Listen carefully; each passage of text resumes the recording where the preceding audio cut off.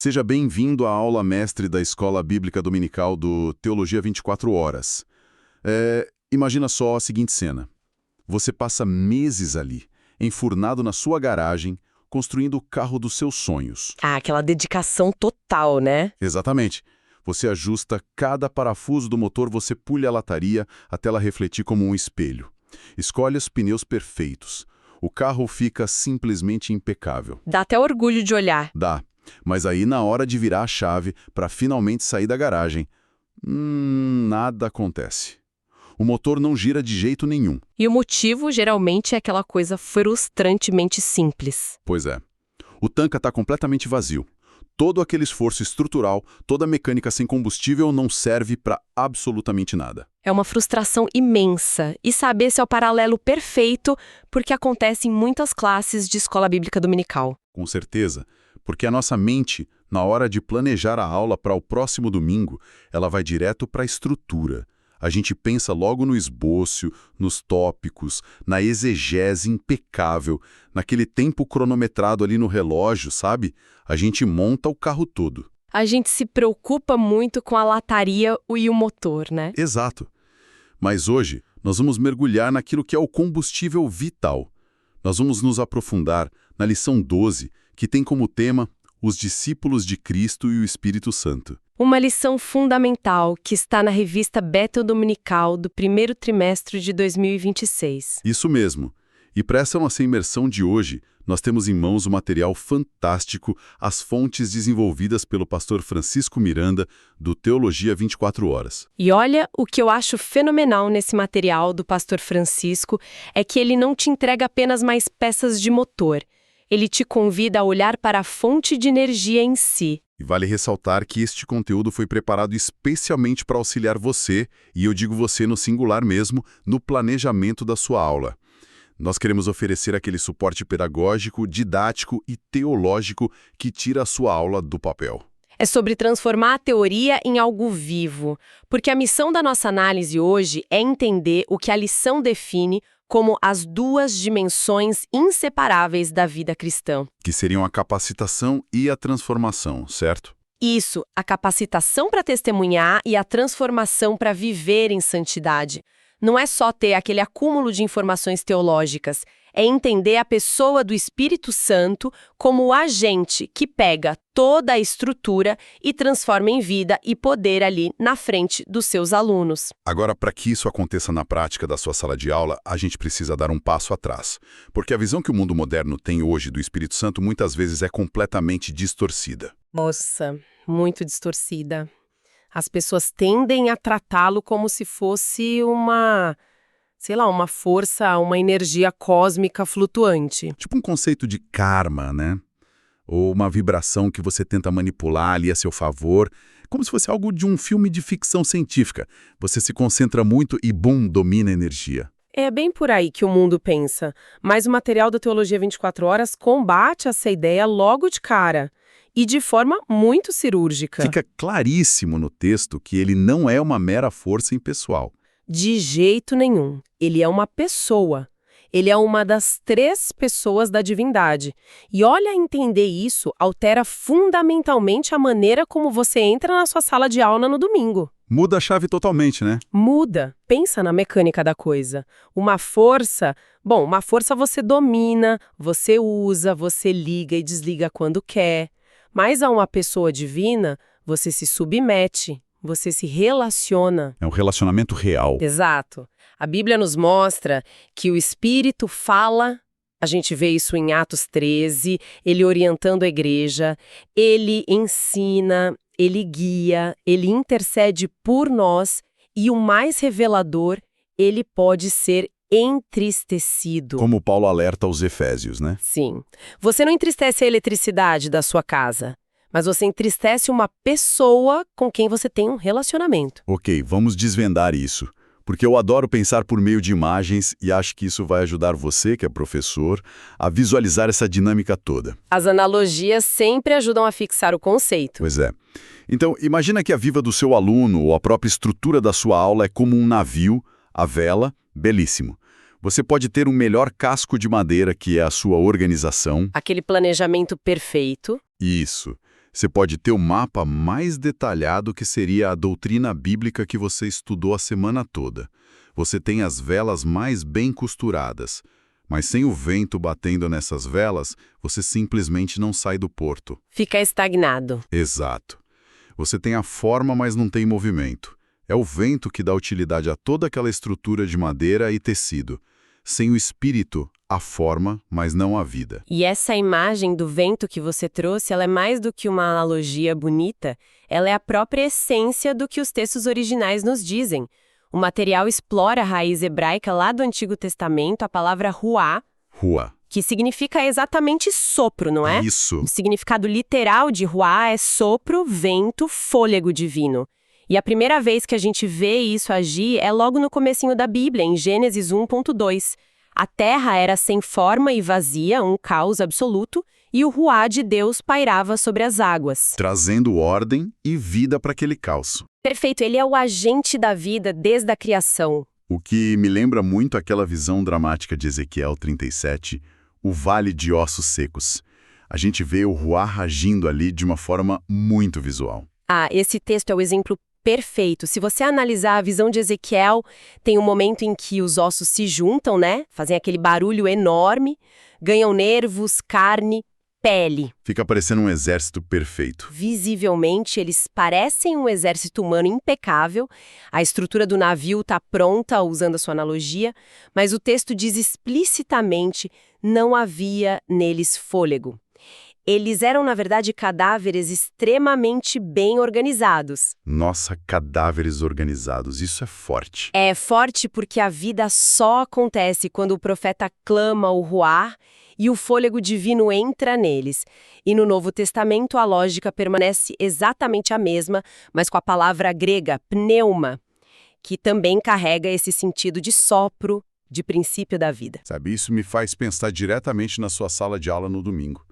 Porque quantas vezes a gente prepara uma aula que é, teologicamente falando, um corpo com nervos, carne e pele perfeitamente colocados. Muitas vezes a gente se esmera na preparação. Só que o corpo está morto. A gente entrega um esboço impecável, mas os alunos continuam apáticos ali nas cadeiras.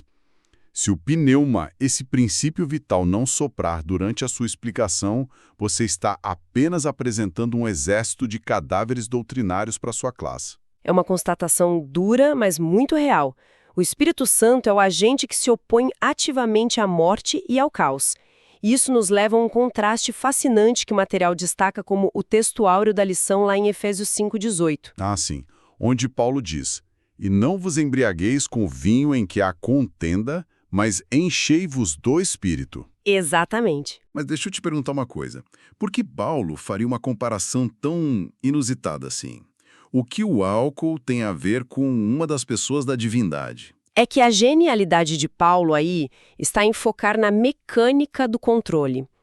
O material analisa a palavra grega metiskese, que nós usamos para embriaguez. Pensa em como o álcool funciona no corpo humano. Ele desregula tudo. Sim, você ingere um agente externo e esse agente começa a assumir o controle do seu sistema nervoso. Ele altera os seus sentidos, derruba suas inibições morais e cria uma desordem interna total. Então, o vinho seria uma representação do quê? O vinho, nessa analogia de Paulo, representa as influências deste mundo corrompido que tentam invadir a nossa mente e nos dominar, gerando aquela contenda, a leviandade e a falta de propósito. É tipo entregar o leme daquele nosso navio direto para a tempestade. Você perde a direção e o barco vai bater nas rochas inevitavelmente. Justamente. É uma submissão que gera o caos. E, em contrapartida, a ordem bíblica é para que você se submeta ao controle do Espírito Santo. Mas a mecânica é diferente, certo? A diferença de mecanismo é brutal. Quando você se submete ao álcool, você perde a lucidez. Mas quando você se submete ao Espírito, você ganha uma hiperlucidez. Nossa, hiperlucidez, gostei disso. Pois é, o Espírito não anula sua personalidade. Ele não te deixa fora de si, criando desordem. Pelo contrário, ele alinha a sua vontade com a vontade de Deus. Ele governa o barco para águas seguras, santifica a sua mente e começa a produzir um fruto que é consistente. Ok, Então, se o Espírito Santo é esse vento contínuo que movimenta o nosso barco e traz ordem à nossa mente e à nossa aula, a pergunta lógica para você, que está aí com o cronograma da escola bíblica na mão, é a seguinte: para onde esse vento nos leva? Boa pergunta. Se ele nos tira do caos, qual é o destino? E isso nos empurra diretamente para aquele evento monumental de Atos capítulo 2, o Pentecostes.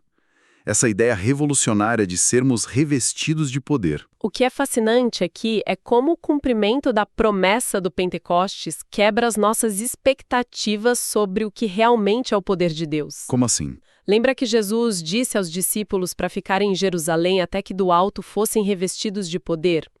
Então, o material do pastor Francisco vai bem fundo na palavra grega usada para poder nesse texto, que é dynamis. Peraí, dynamis? É daí que vem a palavra dinamite, não é? Isso, a raiz é a mesma. Dynamis não é uma autoridade teórica, sabe? Ou um título diplomático que você coloca na parede. É poder eficaz, é força capacitadora, uma energia explosiva mesmo para realizar uma tarefa específica e quase impossível. E qual era essa tarefa na prática? Você testemunha. E o termo grego que o texto usa para testemunha é martis. Espera, martis? Essa é a mesma raiz da nossa palavra mártir. Exatamente. Ou seja, não é apenas alguém que conta uma história bonita. É alguém que assina embaixo dessa história com a própria vida, custe o que custar. Precisamente. E para você entender como esse dynamis, esse poder explosivo funciona na prática, o material nos convida a olhar para Pedro. Antes do Pentecostes, qual era a realidade de Pedro? Bom, ele negou Jesus diante de uma simples criada, né? Estava tremendo de medo de ser preso. Exato, ele tinha informação teológica, ele andou com Jesus, viu os milagres, mas o tanque estava vazio. Então, em Atos 2, vem o som do vento impetuoso e as línguas de fogo. E preste atenção nisso, aquilo não foi um espetáculo pirotécnico. Não foi para viralizar na época.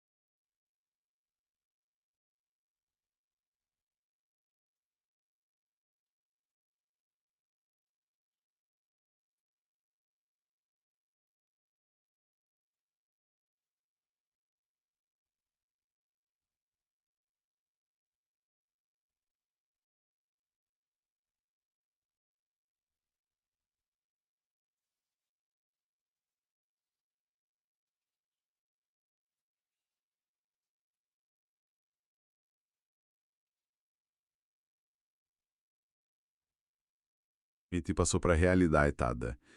Isto significa que uma série de pessoas que eles têm de associar como espíritos poderosos, eles não são espíritos poderosos. Eles são prisioneiros ou escravos de alguém que é mais poderoso que eles. Precisamente. E para você entender como esse dynamis, esse poder explosivo funciona na prática, o material nos convida a olhar para Pedro. Antes do Pentecostes, qual era a realidade de Pedro? Bom, ele negou Jesus diante de uma simples criada, né? Estava tremendo de medo de ser preso. Exato. Ele tinha informação teológica, ele andou com Jesus, viu os milagres, mas o tanque estava vazio. Então, em Atos 2, vem o som do vento impetuoso e as línguas de fogo. E preste atenção nisso, aquilo não foi um espetáculo pirotécnico. Não foi para viralizar na época. Não foi para impressionar a multidão e angariar seguidores no Instagram da igreja primitiva. Foi uma capacitação missionária que aconteceu de dentro para fora. O mesmo Pedro que negou Jesus, dias depois, se levanta diante da elite religiosa de Jerusalém e prega com uma ousadia avassaladora. E o mais interessante é que a mensagem dele não era nenhuma novidade teológica. O evangelho não mudou uma vírgula. A mensagem era exatamente a mesma: a cruz e a ressurreição. O mensageiro é que foi completamente transformado. O medo paralisante foi substituído por uma convicção interna que superava qualquer ameaça externa. Mas olha só, deixa eu colocar o dedo numa ferida aqui. Porque eu sei que você, professor, na hora de preparar sua aula, vai acabar esbarrando nisso. Pode falar. Hoje em dia, quando a gente ouve falar de batismo no Espírito Santo ou de ser revestido de poder, parece que o foco está 100% em gerar uma experiência emocional. Uma catarse no meio do culto, sabe? Infelizmente, isso é muito comum. É quase como se criasse uma casta espiritual dentro da igreja. Os crentes de elite, que têm experiências místicas arrebatadoras, e os crentes de segunda classe, que sentam lá atrás e só escutam, na prática doutrinária. Como o material aborda essa confusão moderna e como isso se diferencia dos dons. Essa, sem dúvida nenhuma, é uma das confusões teológicas mais prejudiciais do nosso tempo. E o material do Teologia 24 Horas é um verdadeiro farol de lucidez nesse ponto. Como ele explica isso? Vamos olhar para o prumo doutrinário lá em 1 Coríntios 12, 13. Paulo diz assim: pois todos nós fomos batizados em um só Espírito, formando um só corpo. Entenda a mecânica da coisa. O batismo no Espírito não é uma condecoração para supercrentes. Não é um troféu. Não, é a ação divina que incorpora o pecador salvo ao corpo de Cristo. É a porta de entrada, é o seno da sua salvação que atesta a sua união com Cristo. Todos os crentes verdadeiros passaram por isso, caso contrário, nem fariam parte do corpo. Uau, peraí. Isso vira o jogo completamente. Quer dizer, então, que o batismo no Espírito não é o topo da montanha que eu alcanço depois de muito esforço e jejum, é o que me coloca dentro do navio desde o meu primeiro dia? Exatamente isso. Ele não cria castas dentro da igreja. Ele destrói as castas. Ele nivela todos nós como membros dependentes da mesma família. Mas e os dons espirituais? Onde entram nessa história toda? O que gera confusão são justamente os dons espirituais, que pertencem a uma outra esfera funcional. O termo grego para dons é charismata, que significa dádivas da graça. Dádivas da graça. Isso, são ferramentas específicas como ensino, cura, profecia, sabedoria, que Deus distribui soberanamente para cada um.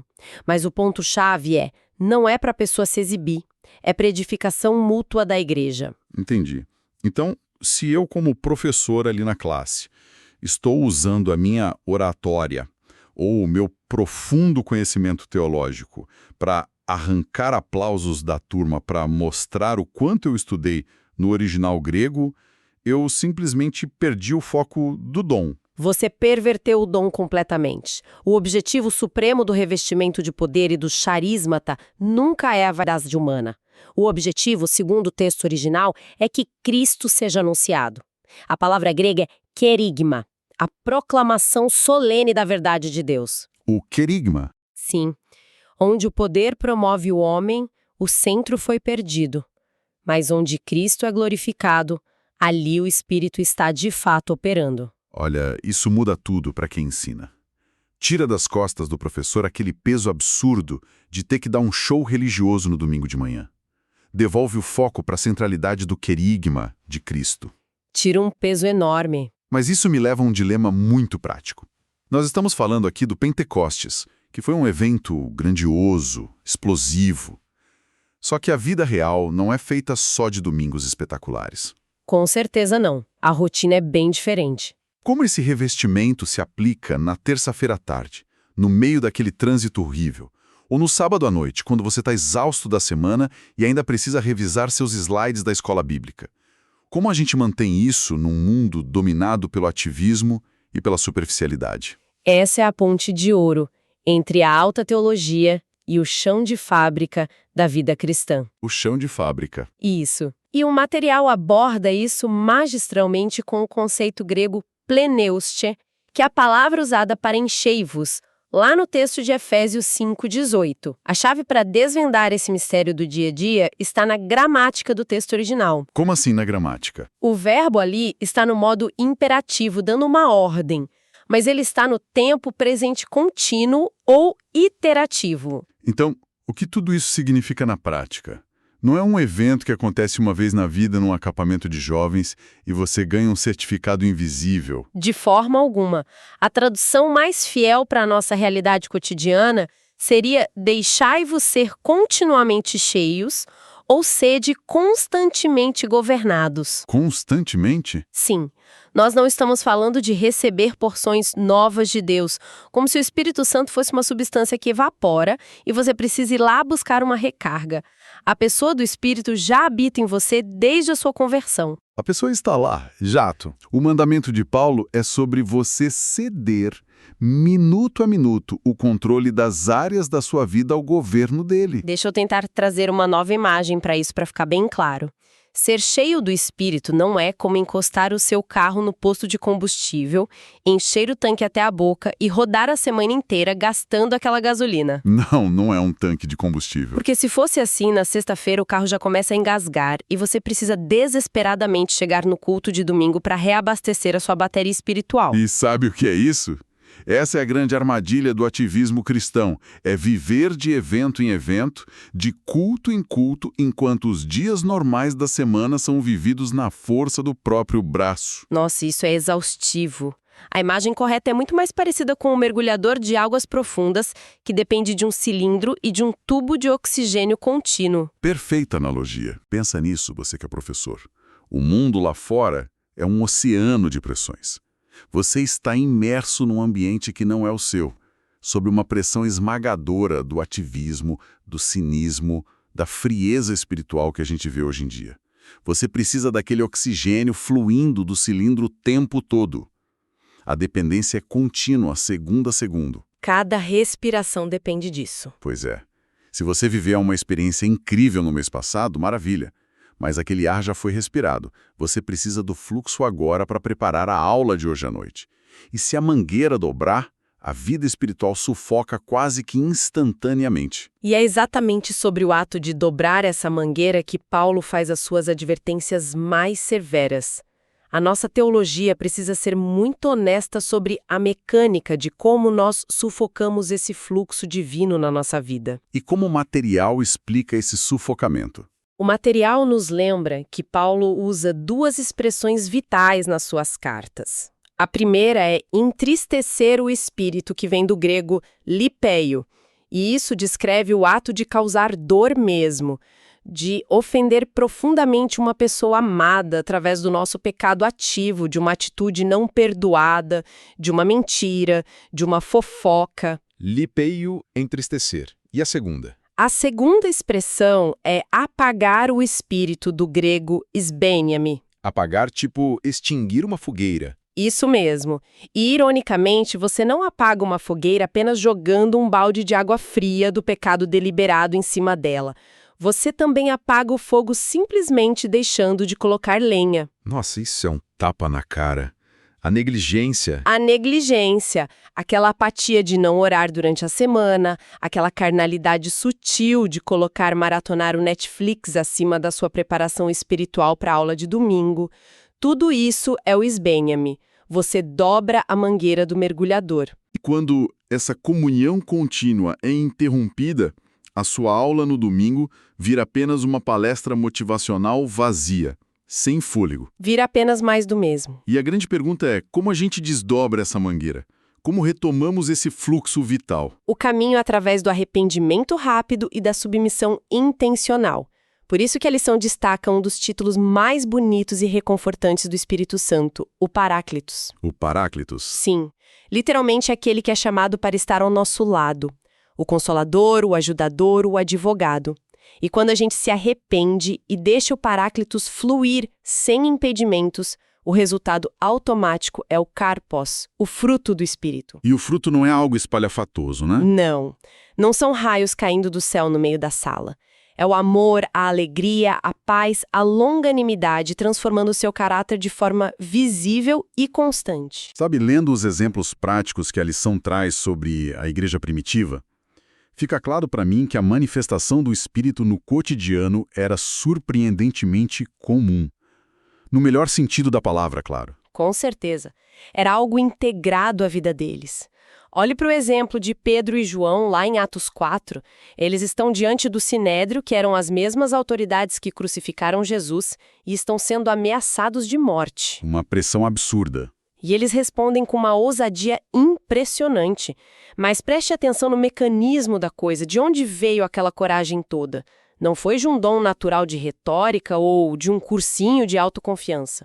A ousadia pública deles nasceu da oração secreta.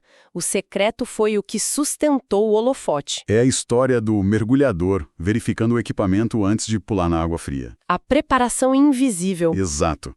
E o exemplo de Barnabé que a lição traz também é incrível nesse sentido. Barnabé é aquele que vendeu o campo, né? Sim, e ele é o antídoto perfeito para a nossa visão espetacularizada do poder de Deus. Atos o descreve de uma forma muito simples, homem de bem e cheio do Espírito Santo e de fé. Homem de bem. Bem simples. Pois é, a plenitude de Barnabé não se manifestava primeiro em abrir o Mar Vermelho, mas sim em uma generosidade extrema, em procurar Paulo quando todos os outros crentes tinham pavor dele. Ele era o filho da consolação, a personificação prática da paraclesis. Ele via potencial naqueles que a igreja descartava. E isso também é operar no sobrenatural.